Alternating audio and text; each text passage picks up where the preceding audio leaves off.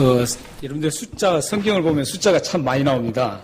숫자가 많이 나오는데, 우리 이스라엘 백성들, 유대인들이죠. 성경을 백그라운드로 가지고 있는 유대인들은 이 3이라는 숫자를 참 좋아합니다. 그리고 7이라는 숫자도 좋아하고요. 그래서 이 3이라는 유대인들에게 있어서 3이라는 숫자는 이 완벽하다, 완결하다, 이런 퍼펙트하다 이런 뜻을 가지고 있습니다. 그래서 이들은 어떤 3자를 사용할 때는 꼭 그 의미를 생각하고 완벽하다고 생각되었을 때 이 3자를 대응해서 사용합니다. 근데 이 예수님도 이런 3자라는 유대인들의 배경을 알고 계시기 때문에 이 제자들은 특히 유대인들이죠. 그래서 이스라엘 사람들이기 때문에 그 설명하기 위해서 또 이들에게 좀 그 하나님 말씀을 전하고 어떤 일들을 하실 때 꼭 이 숫자와 연관돼서 예수님이 말씀을 하세요. 그리고 일을 하시고. 왜냐하면 그 숫자를 그들은 너무 잘 알고 있기 때문에 그래요. 그래서 그 숫자를 듣는 순간 그들은 이런 의미구나. 이런 의미구나. 이걸 금세 알 수가 있어요. 근데 예수님께서도 지금 오늘 본문 말씀의 중심에서 그 전에 예수님께서 중요한 3자를 세 번을 세 번에 예수님께서 말씀하신 게 있습니다. 그 말씀이 뭐냐면 제자들을 모아놓고 계속해서 세 번을 말씀하셨어요. 내가 이제 장차 붙잡혀서 고난을 받고 십자가에 죽을 것이다. 그리고 3일 만에 다시 살아난다. 이 말씀을 한 번만 하신 게 아니라 두 번만 하신 게 아니라 세 번을 하셨습니다. 네 번도 하지 않으시고 예수님이 세 번을 하신 이유가 있어요. 제자들도 그걸 기억했을 거예요. 예수님께서 지난번에 이 말씀 하셨지. 그래. 또 지난번에 이 말씀 하셨지. 이번에 또 하네? 또 하시네? 이렇게 세 번을 기억했을 거예요. 그 기억을 하고 세 번을 말씀하시고 난 다음에 오늘 본문 말씀을 지금 하시는 거예요. 예수님께서 이렇게 세 번을 말씀하신 이유는 예수님이 십자가에 죽으시는 그 사건, 순환이라고 합니다. 예수님의 고난과 십자가에 죽으신 그 사건이 이루어질 수도 있고 이루어지지 않을 수도 있다 이런 뜻으로 말씀이 아니다 아니기 때문에 이 세 번을 사용하신 겁니다. 이것은 틀림없이 확실하게 이루어지는 사건이다. 이걸 그 제자들에게 심어주기 위해서 세 번씩이나 완벽한 숫자를 대입해서 세 번을 그들에게 말씀했던 겁니다. 그러니까 제자들은 자연스럽게 이렇게 생각해야 돼요. 예수님이 세 번을 말씀하셨기 때문에 예수님이 십자가의 죽으심과 고난과 죽으심은 분명하게 일어날 사건이구나. 이렇게 인식하고 거기에 대비를 하고 예수님의 말씀을 듣고 했어야 됩니다. 그런데 오늘 본문에 보면은 예수님이 그렇게 말씀하셨음에도 불구하고 37절과 41절 말씀을 보면 제자들은 여전히 예수님의 그 말씀하셨던 붙잡히고 고난을 받고 죽으시는 그 말씀을 아직도 오해하고 이해를 하고 있는 것을 볼 수 있습니다. 그들이 그렇게 오해할 수밖에 없었던 것은 아직도 지금 자신을 버리지 못하고 자신을 부인하지 못하고 자기 중심적으로 지금 살고 있기 때문에 그렇습니다. 우리들 생활 속에서도 우리가 하나님 말씀을 아무리 여러분들이 많이 읽으시고 또 묵상하고 설교를 듣고 또 요즘에 얼마나 말씀을 많이 들을 수 있어요. 듣고 싶으면 언제든지 들을 수 있는 그런 좋은 시기에 살고 있어요. 근데 그렇게 여러분들이 듣고 싶을 때 말씀을 듣는단 말이죠. 듣는데도 불구하고 그 말씀대로 말씀이 제대로 여러분들 영혼을 파고들고 여러분을 영혼을 파고들어서 삶을 변화시키고 여러분들의 삶에 잘못된 부분이 단절이 되고 이런 일들이 일어나지 않는 이유가 뭔지 아세요? 제자들과 같다는 거예요. 자기를 부인하지 않고 그 말씀을 듣기 때문에 그래요. 자신은 그대로 있어요. 자신 중심은 그대로 있어요. 그러면서 그 말씀을 들으면서 기만 즐거워지는 거예요. 그렇기 때문에 삶의 변화가 일어나지 않는 거예요. 지금 제자들이 그러면 그 모양이에요. 지금 제자들이 예수님이 그렇게 말씀하시면서 했는데도 불구하고 이들 속에는 어떤 말씀만 지금 맴돌고 있냐면 마가복음 9장 1절 말씀만 맴돌고 있는 거예요. 그 말씀에 보면은 너희들이 여기 섰는 너희들 중에서 죽기 전에 하나님 나라가 영광스럽게 임한다라는 것을 말씀합니다. 그런데 제자들은 그 말씀만이 떠오르는 거예요. 왜요? 그 영광만 보기 때문에. 예수님의 그 영광스러운 모습만 생각하는 거예요. 3번씩이나 고난받고 죽으시고 3일 만에 다시 살아나는 그 말씀이 이 영광스러움이라는 그거에서 묻혀버리는 거죠. 그래서 제자들은 아직도 예수님이 그래 3번씩이나 말씀했지만 그 마가복음 9장 1절 말씀 그 영광스러운 예수님만을 보기 때문에 그들은 고난받으신 예수님을 보지 못하고 있는 겁니다. 왜냐하면 그 영광스러운 모습을 그때 자기들도 뭔가 영광스럽게 되기 때문에 그렇죠. 여러분 자신을 또 항상 그 생각을 많이 하셔야 돼요. 말씀을 보면서 이 말씀에서 예수님이 나에게 무엇을 요구하는가 그걸 정확하게 보셔야 돼요.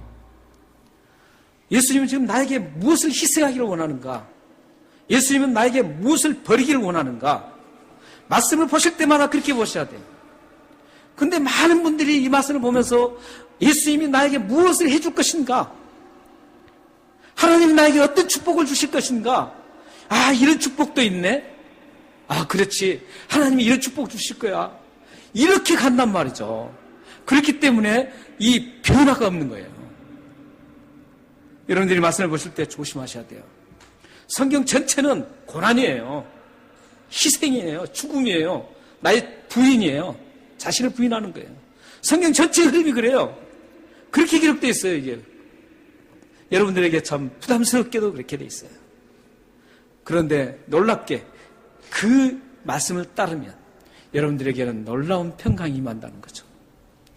여러분들이 그리스도인답게 살아가게 되고 또한 세상 사람들이 나도 예수 믿고 싶다 이런 생각을 가지게 되는 거죠. 아까 장로님과 잠깐 저 뒤에서 함께 잠깐 나눴어요. 예배 전에. 나눴는데 지금 한국에 교황님이 오셔서 지금 엄청나죠. 대단합니다. 아마 마치고 돌아가면 교회에 어설프게 다니는 사람들이 천주교로 많이 갈 거예요. 그런 현상이 일어나고 있습니다. 왜냐하면 지금 한국 교회가 지금 말을 제대로 할 수 없는 위치까지 왔어요. 그런데 와서 교황님이 오셔서 대단한 행동을 하고 있잖아요. 근데 그 내면은 보지 못하고 겉으로 드러나는 걸 우리는 보는 거죠. 아마 이 영향으로 인해서 굉장히 많은 분들이 교회를 떠나고 캐톨릭으로 갈 가능성이 많습니다. 예수 믿지 않는 사람들이 캐톨릭으로 천주교로 갈 가능성이 많습니다. 그러나 여러분들은 캐톨릭의 역사와 지금 현재 가지고 있는 그 독트린, 교리, 그걸 정확히 한다면 천주교를 갈 수가 없어요. 그걸 모르기 때문에 가는 거예요. 여러분들 천주교에 좀 잘 알아야 됩니다. 천주교에 저 친구도 신부가 있어요. 신부가 있어요, 저 친구도. 그 친구로부터 저는 천주교에 대해서 많이 들어요. 근데 겉에 보이는 천주교하고 많이 다릅니다. 우리 사람은 다 똑같아요. 그 비슷해요. 잘난 사람, 선하게 사는 사람 같은데 그 별 차이 안 납니다. 하나님 보실 때는 별 차이 안 나요. 그렇기 때문에 여러분들이 어떤 겉에 보는 모습으로 저런 모습이구나. 어떻게 저렇게 의자 같은 것도 저렇게 하고 숙박실도 조그만 데서 막 자고 그러나 저는 더 못한 데서 자고 그래요. 교황님보다 더 못한 데서 자요. 물론 저하고 비교할 데가 없죠. 교황님 워낙 높으신 분이니까. 여러분들이 천주교에 대해서 좀 알아야 됩니다. 천주교에 대해서 알면은 절대 천주교에 대해서 기웃거리지 않습니다. 저는 목숨을 내놓고도 천주교 가라 그러면 안 갑니다. 거기서 저에게 교황 자리를 줘도 저는 안 갑니다. 왜냐고요? 천주교의 지금 현재 가지고 있는 독트린을 너무 잘 알기 때문에. 그렇기 때문에 저는 절대 안 갑니다. 우리는 이런 어떤 그 겉으로 보이는 것, 성경을 보면서 어떤 그런 좋은 행동 같은 거 좋아요. 우리 선을 행해야 되죠. 검소한 거 좋아요. 이렇게 가야 돼요. 가야 되는데 어떤 그 본질적인 것들을 보면서 우리가 가야 되는 것이죠. 그래서 우리는 이 제자들이 사실 오늘 이 설교 본문에는 설교 준비는 안 했어요. 안 했는데 장로님과 같이 얘기하면서 이 말씀을 좀 전해야 되겠다 이런 생각이 들었어요. 그래서 장로님도 그렇게 좀 오늘 성도님들에게 좀 한번 해줬으면 좋겠다고 해서 제가 지금 순간에 제가 지금 말씀드린 거예요. 근데 여기 우리가 이 야고보와 요한이 지금 예수님이 그 고난, 이 고난에 대해서 생각을 하지 않아요. 자신의 어떤 축복, 잘 되는 것, 이런 것만 생각하는 거예요. 그래서 지금 이 35절, 39절에 보면 그 두 사람의 제자가 나오죠. 세베대의 아들, 형제 나옵니다. 야고보와 요한. 이 두 형제가 나와요. 이 두 형제가 지금 예수님이 말씀하셨던 걸 이해를 못한다는 사실을 35절에서 39절까지 나옵니다. 거기 한번 보세요. 거기 보면은 예수님께서 영광스러운 자리에 앉으실 때 자신들에게 뭘 요구를 해요? 예수님의 영광스러운 자리를 지금 말씀하지 않았어요. 근데 이들은 그렇게 생각하는 거예요. 뭘 지금 요구하고 있습니까? 예수님께서 영광스럽게 됐을 때 자기들의 형제 두 명이 좌측과 우측에 앉게 해달라는 거죠. 한마디로 권력을 쥐겠다는 거죠. 좋은 자리 차지하겠다는 거죠. 좋은 자리 차지해서 허세도 부리고 위세도 부리고 어떤 그런 떵떵거리면서 살겠다는 거죠. 예수님의 지금 생각과는 너무 다른 그런 모습이죠. 이 모습은 유대인들이 다 가지고 있었어요. 다니엘서 7장 13절 14절 말씀에 여기서부터 이 메시아의 어떤 인자가 오실 때 어떤 모습인가를 오해를 하고 있습니다. 한번 다 같이 읽어보겠습니다. 다시 시작. 내가 또 밤 환상 중에 보니 인자 같은 이가 하늘 구름을 타고 와서 애척부터 항상 계신 이에게 나아가 그 앞으로 인도되매 그에게 권세와 영광과 나라를 주고 모든 백성과 나라들과 다른 언어를 말하는 모든 자들이 그를 섬기게 하였으니 그의 권세는 소멸되지 아니하는 영원한 권세요 그의 나라는 멸망하지 아니할 것이니라.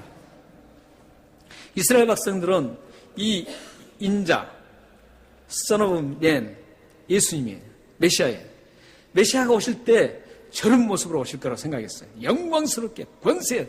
그래서 모든 민족을 지배하고 모든 다른 언어를 가진 사람들을 모든 민족을 다 통치해서 권자에 앉아서 통치할 거라고 생각했습니다. 근데 지금 이 야고보와 요한은 마가복음 9장 1절 말씀과 지금 이 다니엘 7장 13절 14절 말씀이 딱 매치가 된 거예요. 그렇지. 그 말씀 하시니까 다니엘서 유대인들은 다 알고 있기 때문에. 다니엘서 7장 13절 14절이 딱 떠오르는 거예요. 그러면서 예수님이 9장 1절에서 말씀하신 게 다니엘서가 딱 매치가 된 겁니다. 그래서 예수님이 분명히 영광스러운 자리에 이를 것이다. 이렇게 생각합니다. 그래서 그때 우리 형제에게 한 형제는 오른쪽, 한 형제는 왼쪽에서 예수님의 다 가장 중요한 자리에 차지하게 해달라고 이렇게 지금 그 요구를 하고 있습니다. 참 제가 예수님이라면 3번씩이나 말했는데 참 한심하다. 그러면서 너희들은 구제불능이하고 버려볼 것 같아요. 근데 예수님은 그렇지 않습니다. 예수님은 그래 하시면서 다시 가르치세요. 가르치면서 질문하죠. 그 질문이 몇 절입니까? 38절에 나옵니다. 38절에 어떻게 질문하십니까? 그런 두 형제에게 그 권세에 관심 있는 그 형제들에게 이렇게 말씀합니다. 나의 마시는 잔을 마실 수 있으며 나의 받는 세례를 너희도 받을 수 있느냐? 이렇게 지금 얘기합니다. 이 말씀은 한마디로 나와 함께 죽을 수 있느냐 이 말이에요. 둘 다 지금 죽는 의미예요. 너희 두 제자, 너희들이 내가 죽는 것처럼 너희들도 같이 죽을 수 있느냐? 이 말이에요. 그러니까 뭐라 그래요? 39절에 그 제자들이 답변이 나오죠. 네, 제가 죽을 수 있습니다. 이렇게 얘기합니다. 대단한 반전이 일어나고 있습니다.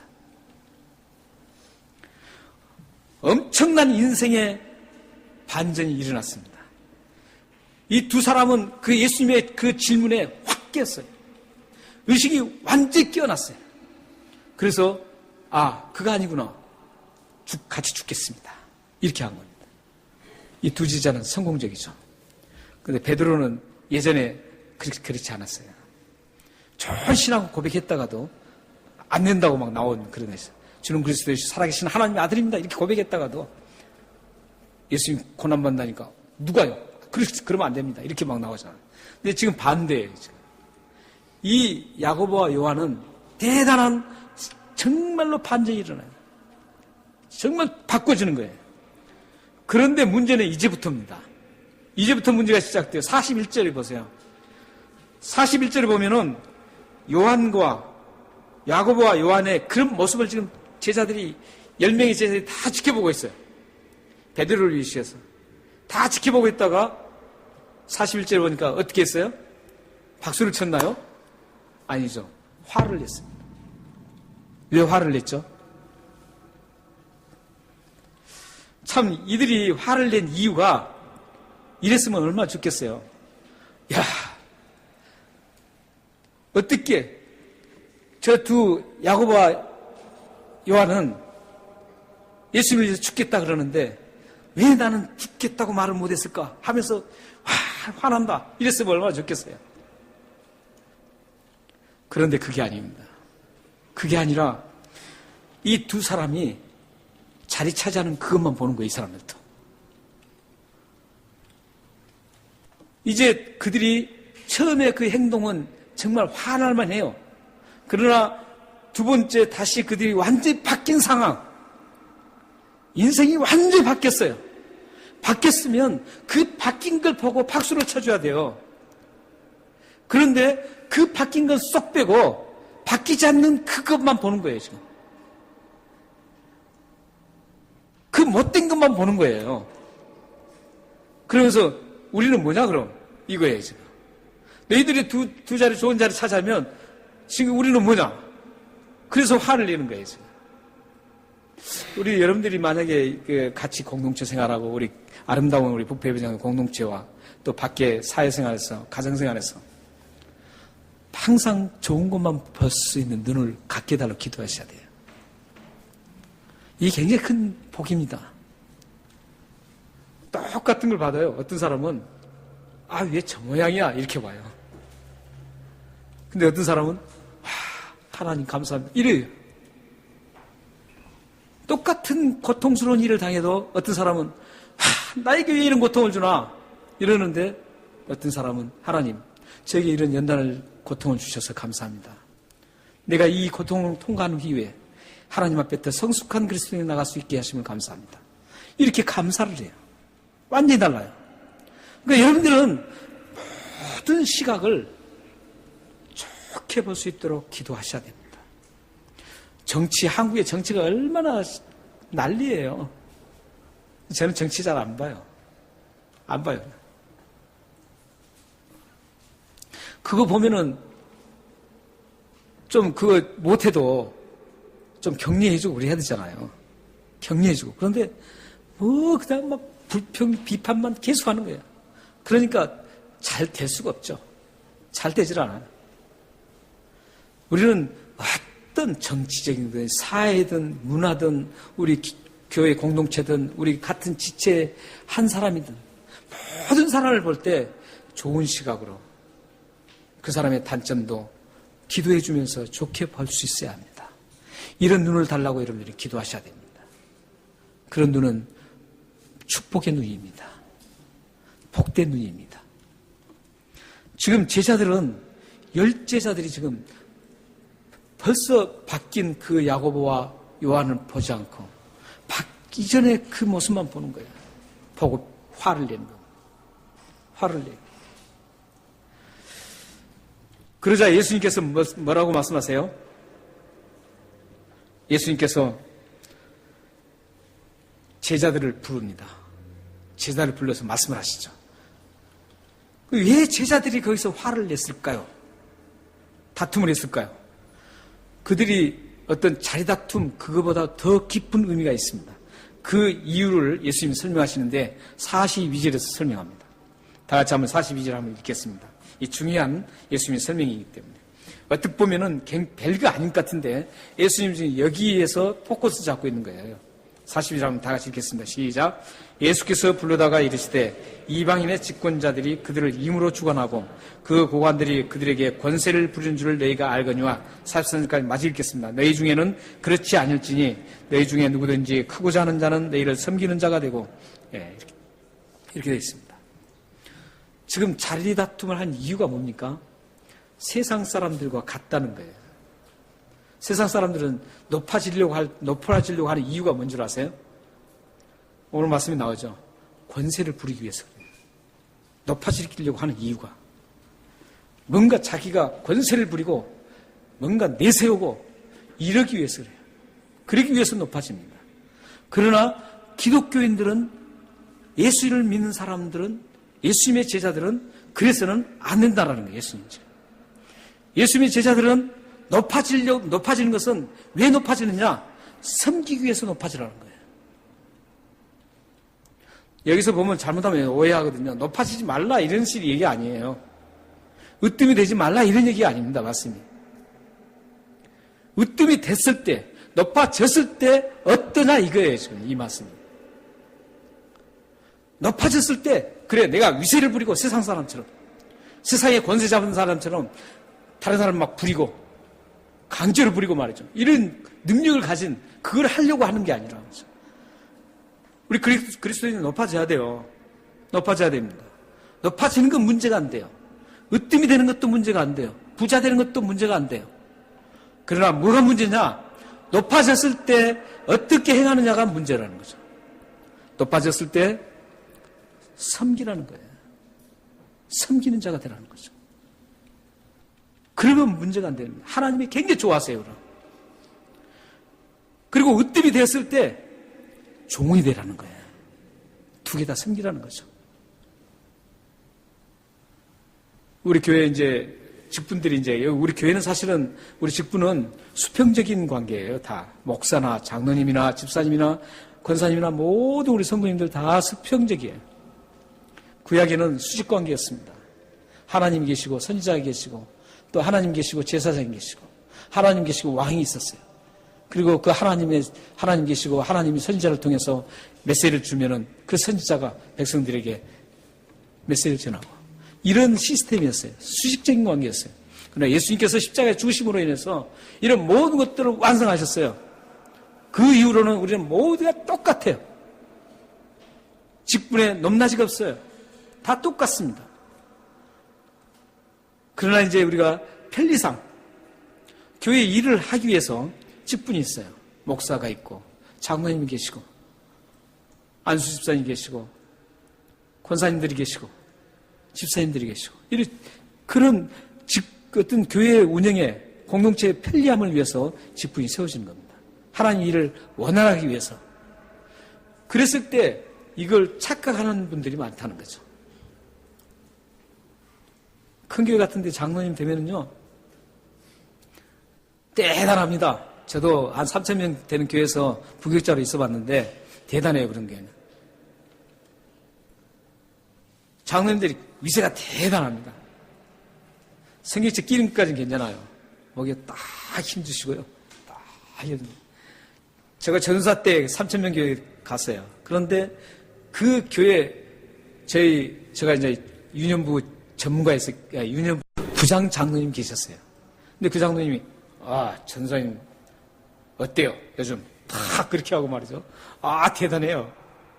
그러면 전사가 무슨 말할 게 있어요? 잘못하면 잘리는데. 그러니까 장로님 이렇게 했습니다. 기인이라고 혼났습니다. 그런데.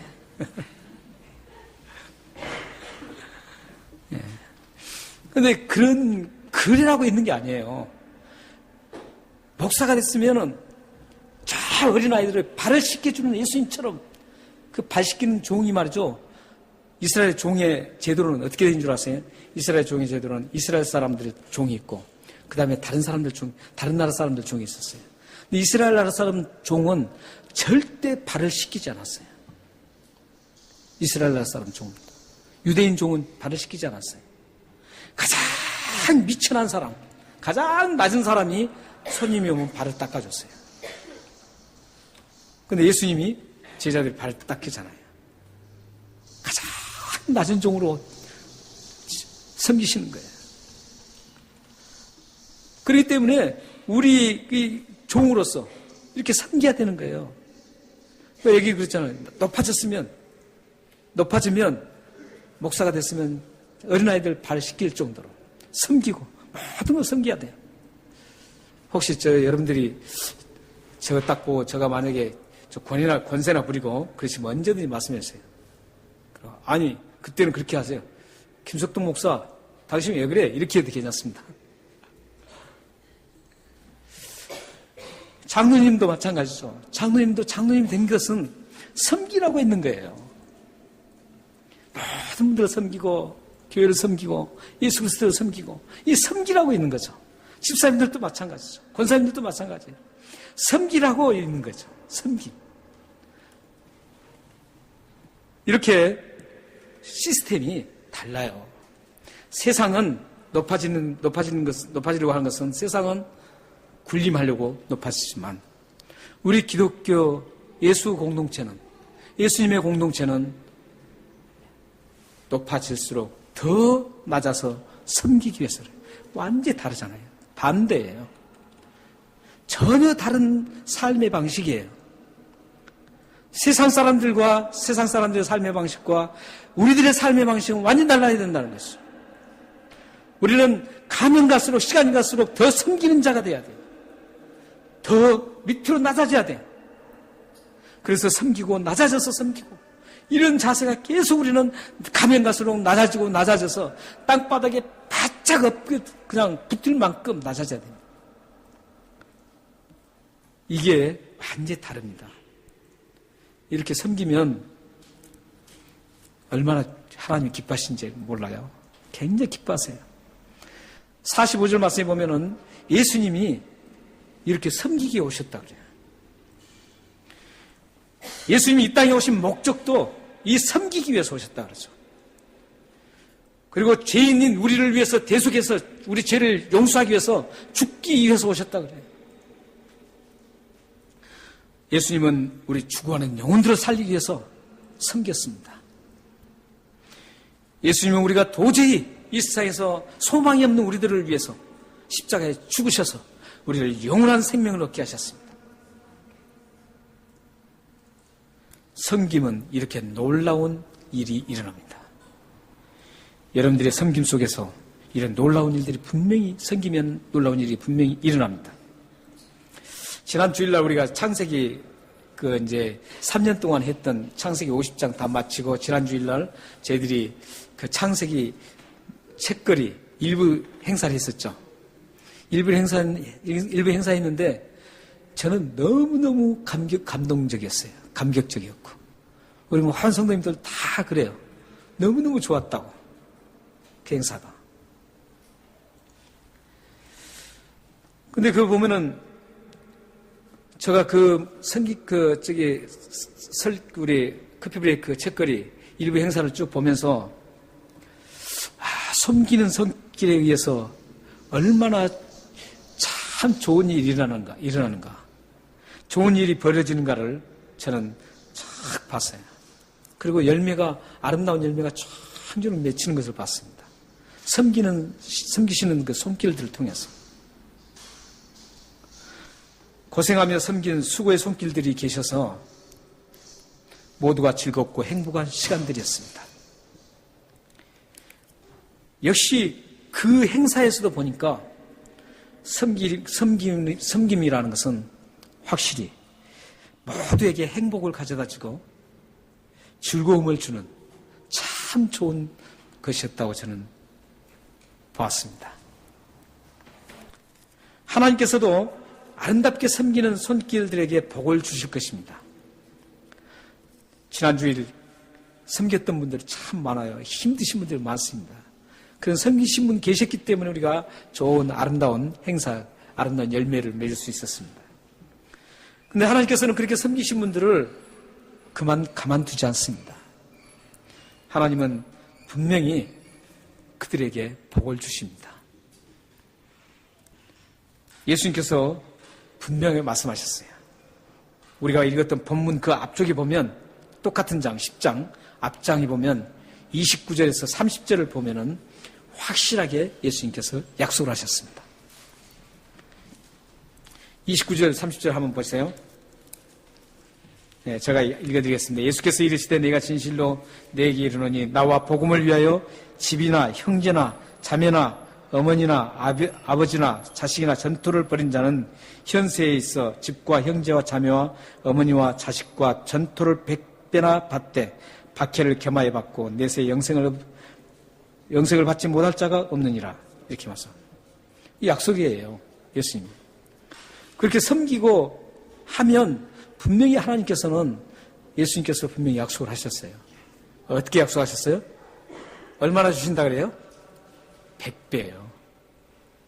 여러분들이 만약에 집 한 채를 팔아서 하나님 앞에 바쳤다 그러면은 몇 채가 생겨요? 100채가 생깁니다. 놀랍지 않아요? 그런데 이제 이 말씀을 이렇게 문자적으로 보면 안 된다는 겁니다. 오늘 이 귀한 예수님께서 약속하신 그 말씀을 문자적으로 해석을 해서 풀이해서 문자 그대로 해서 그걸 이용하신 분들도 들어 있습니다. 여러분들 집을 내시면 하나님께서 분명히 갚아주십니다. 100배로 주신다 그랬으니까 분명히 주십니다. 근데 드렸는데도 100배가 안 나와요. 오히려 그냥 힘들 때가 있습니다. 이 말씀은 그래서 문자적으로 보는 말씀이 아닙니다. 그 증거를 제가 다 대드리겠어요. 오늘 예수님께서 주님을 위해서 투자하고 섬기고 헌신하고 다 드린다면 어떤 일이 나는가? 어떤 집을 하는 데 바치면 100채가 이루어지는 그것까지는 괜찮잖아요. 근데 만약에 형제 자매를 이렇게 하나님 앞에 헌신을 시켰어요. 그러면 형제 자매가 100명이 100배가 된다면 어떻게 되겠어요, 이게? 이게 문제가 되지 않습니까, 이게? 그것까지는 좀 괜찮아요. 근데 또 부모, 어머니를 또 하나님 앞에 바쳤어요. 바쳤는데 여기서 뭐 죽여서 바친다는 그런 의미가 아니잖아요. 하나님 앞에 헌신자로 바쳤어요. 바쳤는데 그럼 어머니가 100명이 있어야 되잖아요. 더 심각한 건요, 자녀들도 만약에 헌신을 시키면 100배가 돼요. 저희 같은 경우는 자녀가 몇 명인 줄 아세요? 4명이에요. 4명이면 몇 명이에요? 400명이에요. 저는 그러면 그거 복으로 생각하지 않습니다. 감당이 안 됩니다. 4명도 힘든데 100명. 이것은 문자적으로 하는 얘기가 아니에요. 그래서요.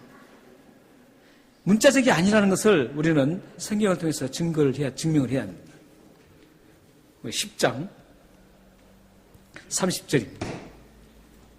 아까 여기 보셨던 말씀이에요. 이제 전투를 벌인 자는 이렇게 29절을 했어요. 근데 이제 30절은 받는 거예요. 받는 장면에서 보면 이상한 대목이 하나 있습니다. 현세에서 있어 현세에 받는다는 거예요. 지금 사는 세상에서 받는다는 거예요. 지금 사는 세상에 받는데 어떤 걸 받냐면 집과 형제와 자매와 어머니와 자식과 전토를 100배나 받되 여기에 보면은요. 뭐가 빠져 있어요? 여기 버릴 때는 아비나 자식이 있죠. 아비도 들어가 있는데 아버지도 들어가 있는데 받을 때는 아버지가 안 들어가 있습니다. 왜 그런 줄 아세요? 영원한 아버지가 계시기 때문에 그렇습니다. 그래서 육체적으로 이것을 물질적으로 해석하면 안 된다는 거죠. 하나님 아버지가 계시기 때문에 아버지는 받을 필요가 없습니다. 그리고 이제 이것을 기억하시고 저번에 제가 설교를 했던 부분이 있어요. 설교를 말씀을 드렸던 부분이 있는데 3장 31절에서 35절 말씀에 보면 이런 말씀이 있었죠. 예수님께서 가버나움 추정하기로는 베드로의 집이죠. 베드로 집에서 계실 때 사람들이 많이 있어서 예수님을 부르러 어머니하고 형제 자매들이 왔어요. 누이들이 와서 예수님을 부르려고 그러는데 사람이 많았어요. 그래서 다른 사람을 전달했습니다. 그때 예수님이 말씀하실 때 뭐라고 말씀하셨어요? 형제 자매가 누구라 그랬어요? 하나님의 뜻대로 행하는 자가 내 형제요, 어미요, 자매요, 자매라 그랬습니다. 하나님의 뜻대로 행하는 사람들, 육체적으로 낳는 이런 사람들이 아니라 하나님의 뜻대로 영적으로 하나님의 예수를 믿고 하나님의 사람이 된 사람들이 그때 제가 말씀드렸었죠. 우리의 형제요, 자매요, 어미라 그랬습니다.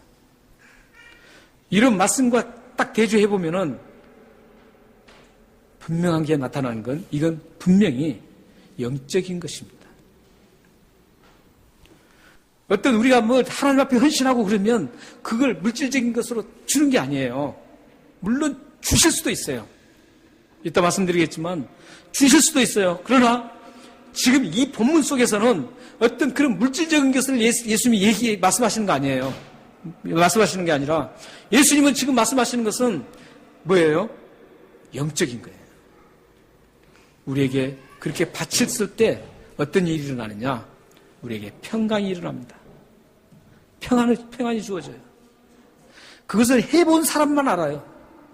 하나님 앞에 헌신하고 드렸을 때 진짜로 자원하는 마음으로, 감사하는 마음으로 하나님 은혜가 감사해서 드렸을 때 말이에요. 그것은 목사가 막 드리라고 해서 그런 거 말고요. 우리 교회는 그런 일도 없지만 자원하는 마음으로 하나님 앞에 은혜가 감사해서 드리는 그 드렸을 때 그 찾아오고 밀려오는 그 하나님 주신 그 평강과 기쁨, 감사 엄청납니다. 이런 것들을 얘기하는 거예요. 그래서 시편 29편 11절 말씀에 보면 평강의 복을 주신다 그랬습니다. 그리고 고린도전서 15장 57절 말씀에 보면 이김을 주신다 그랬습니다. 이김의 복을 줍니다. 승리하는 복을 줍니다. 이런 것들이 진짜 복이잖아요.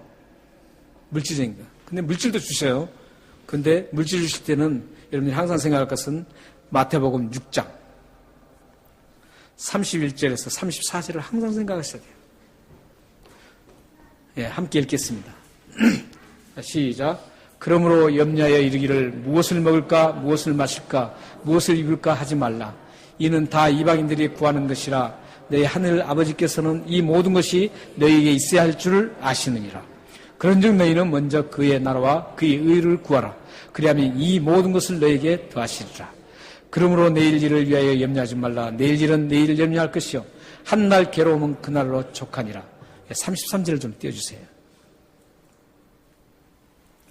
지금 이 말씀이 어떤 말씀이냐면 제가 항상 강조를 많이 해봤습니다. 예수님이 공중에 나는 새를 보라. 창고도 없는데도 하나님께서 다 먹이신다. 들의 백합화를 봐라. 그들이 길쌈을 배를 짜지 않아도 예수님께서 그 아름답게 입혔다. 솔로몬이 아무리 화려해도 그 옷만큼 못하다.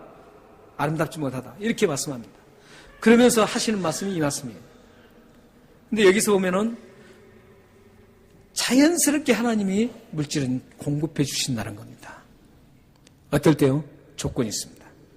그런즉 너희는 먼저 그 나라와 그 의를 구하라. 이게 조건입니다. 여러분들이 예수님의 하나님 나라를 위해서 열심히 투자하면 그 앞전에 뭐라 그랬어요? 우리 있어야 할 걸 다 아시는 하나님이에요. 아신다 그랬어요. 하나님 그걸 모르겠어요? 우리가 필요한 거 모르겠어요? 다 아세요. 아시기 때문에 알아서 다 공급해 주신다는 거예요. 근데 조건이 뭐냐면 너희는 먼저 그 나라와 그 의를 구하라 이거예요. 그러면 이 모든 것, 먹고 마시는 모든 것, 이 모든 것은 더하시리라. 그러니까 예수님은 어떤 먼저 물질을 주겠다 이런 게 아니에요. 지금 전투를 벌이고 이렇게 하면 평강이 오고 그 평강이 오는 후에 하나님께서는 이런 물질도 자연스럽게 공급해 주시겠다라는 어떤 그런 말씀이 이 성경의 사상입니다. 그렇기 때문에 여러분들이 분명한 것은 여러분들이 아름답게 섬기면 그 섬김이 공허하게 끝나지 않는다는 겁니다. 여러분들에게 영적으로 주시든지 물질적으로 공급해 주시든지 절대로 하나님은 약속했기 때문에 공허함으로 끝나지 않는다는 겁니다. 이 세상 사는 날 동안 꼭 보상해 주십니다. 믿습니까? 예수님의 약속대로 이 세상에서 분명히 받습니다.